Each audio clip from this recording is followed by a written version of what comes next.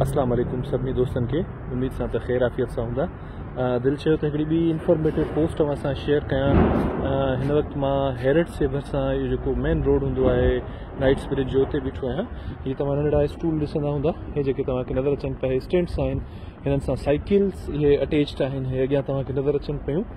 हिते हर जॻह ते लंडन में प्राइवेट कंपनीज़ साइकिल्स किराए ते ॾियण जे लाइ ही स्टैंड्स ठाहिया आहिनि, जिन में ही साइकिल्स ॿधियल आहिनि ऐं जिन में खोड़ सारा माण्हू अची हितां ऐं हिन जीअं हे अदो अचे पियो, ही किराए ते साइकिल खणी वियो हो, यकीनन उहो वापसि करणु आयो आहे ऐं उहो हे वापसि स्टैंड ते साइकिल हणे पियो। तव्हां ॾिसंदा हिते इहो माना हिकिड़ो हर जॻह ते हर कुंड कुड़छ ते इहो तरीक़ो ठहियलु आहे। तव्हां अचो ऐं हिन बूथ में जेको आहे उहो कार्ड पहिरियां ID ठाहियो ऑनलाइन, पोइ हिन बूथ में अची उहो कार्ड हणो ऐं उनखां पोइ अची जेको आहे साइकिल कायो जेका तव्हांखे दिलि चए ऐं जेको बि कमकार आहे उहो वञी तव्हां उकलाए अचो।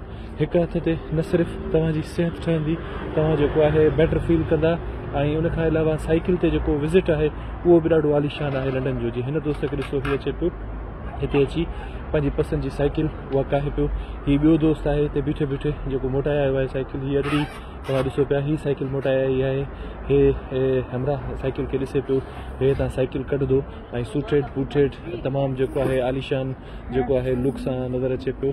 हिते बसि कार्ड सां ID जेको आहे हणो ऐं साइकिल कायो ऐं हे जिन पंहिंजो कमु मोकिलाए मोटिया आहिनि उहे वापसि साइकिल स्टैंड ते हणनि पिया। हाणे इन बिटवीन में जेको टाइम जेतिरो टाइम उहो साइकिल काहे विया उहो टाइम जेको आहे तव्हांजो कार्ड मां तव्हांजो किरायो डिडक्ट थींदो। हाणे हिन ID हई ऐं उहो बीप थियो ऐं उहो साइकिल निकिरी आई। अहिड़ो सूटेड बूटेड माण्हू साइकिल ते मज़े सां वञे पियो। जेकॾहिं इहो साॻियो ई कमु हिते लंडन में रहण खां पोइ मां अची वापसि यूनिवर्सिटी में कयां या हिते ख़ैरपुर सिटी में कयां त खोड़ सारा माण्हू चवंदा त छा जेको आहे न उहो चरियो थियो आहे। हिते तव्हां ॾिसो त माण्हू कहिड़ो कॉमन साइकिल्स खे जेको आहे रेंट कनि था, साइकिल ते वञी पंहिंजो कमु पूरो कनि था ऐं जेको आहे सवलो बि सस्तो बि ऐं सिहत बि सुठी ऐं उनखां अलावा कोई इनखे एब कोन थो सम्झे।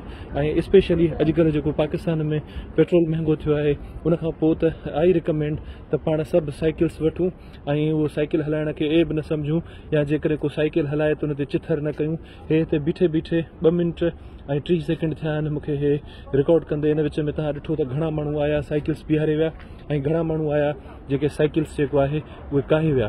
सो that's really an appreciable part of their culture if you see त इहे माण्हू कहिड़े जेको आहे ख़ूबसूरत तरीक़े सां इहे सभु शयूं हिते कनि पिया, सिहत बि बचत बि ऐं जेको आहे पोल्यूशन एनवायरमेंटल पोल्यूशन में बि जेको आहे न उहो माना नो कंट्रीब्यूशन ऐं जेको आहे तव्हां यू स्टे वेरी हेल्दी। उहो हिकिड़ी इंफॉर्मेटिव पोस्ट लॻी, दिलि चयो असां शेयर कयां, होप त तव्हांखे पसंदि आई हूंदी।